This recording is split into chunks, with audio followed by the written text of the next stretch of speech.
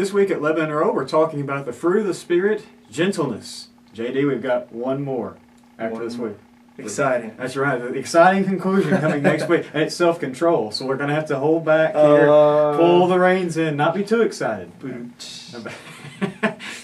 But we've been conducting these lessons, these videos on the fruit of the Spirit now for obviously several weeks, and we hope you're enjoying them. And I think it's interesting when you get near the end of the list that you come across this fruit of the Spirit, the gentleness. The King James has meekness. And as I was looking into this and studying this a little bit, obviously the definitions mean just that. But I also found it interesting that the word can also mean temperance. And when I saw that, I thought of a phrase my mom and dad used to use all the time, and that is that people need to have an even keel. An even keel. What does that mean? I don't know what it meant, but I knew I was supposed to have it. But I think the idea behind this word really is that people have a spirit within them that is under control. I mean, it may sound like self-control coming up next week, but you know, we sometimes hear words like gentleness or meekness, and of course Jesus mentioned meekness in those Beatitudes, blessed are the meek, for they shall inherit the earth.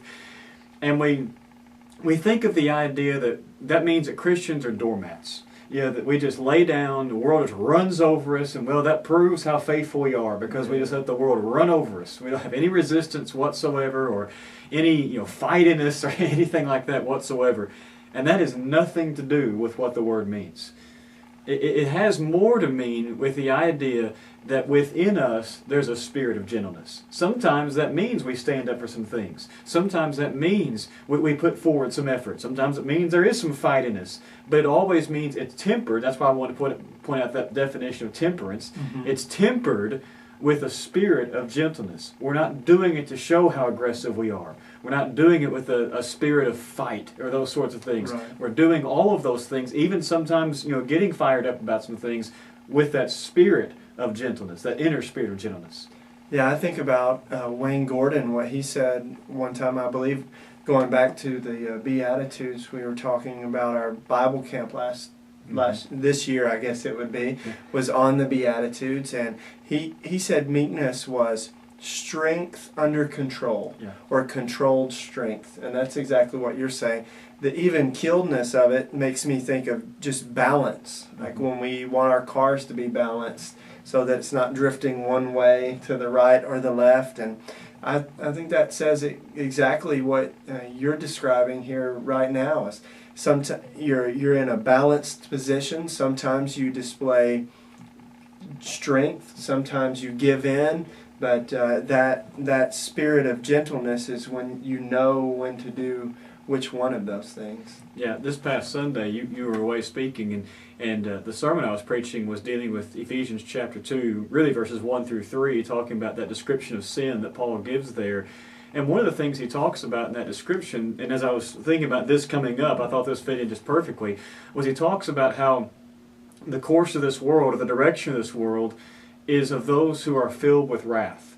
And I thought that is exactly the opposite of this, because with those who are not Christians, those who are following the direction of the world, continually get more angry and more fighting and more, it just continues to go that direction. And Christians, yes, at times we stand up for things, but we're fighting against that drift away from peace. Right. We're drifting towards gentleness and towards peace, and sometimes that does mean standing up for things, but not out of anger and wrath and those sorts of things, but out of a love for what we know is right and a love for peace.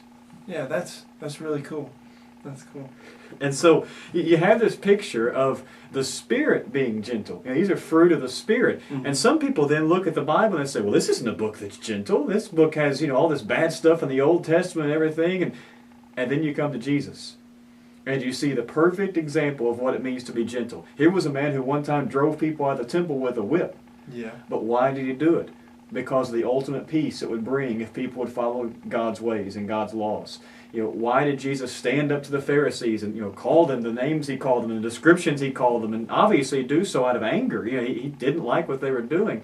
It was because the ultimate good of what it would bring if the people would listen to him and follow God's laws. One of the great things he said to them that they were doing wrong was, you've forgotten the weightier matters of the law, justice and mercy, peaceful things. Right. And that's what they were forgetting, because they were following the course of the world. The more angry, we're going to hold the law, and if you don't follow it, we're going to beat you up and take away your business and everything. And Jesus said, you're forgetting that God, yes, doesn't like certain things, but he's a God of justice, a God of mercy, a God of peace.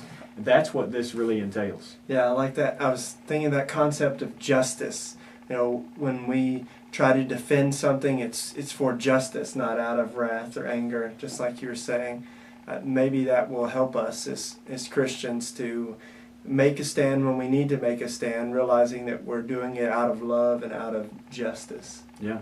And so we hope this has helped you some, thinking about this concept of gentleness or meekness, as we said some translations have. Thinking about the fact that we're supposed to build that in our lives and be these kinds of people within ourselves, but it's going to show itself in different ways. But it's always going to be what is in back of our actions. This being this week at Lebanon, we want to remind you of a couple of things that are coming up very soon. This coming weekend is our annual ladies' retreat. It means we have to take care of our kids. It's horrible. The worst week. I think we should cancel that. I agree.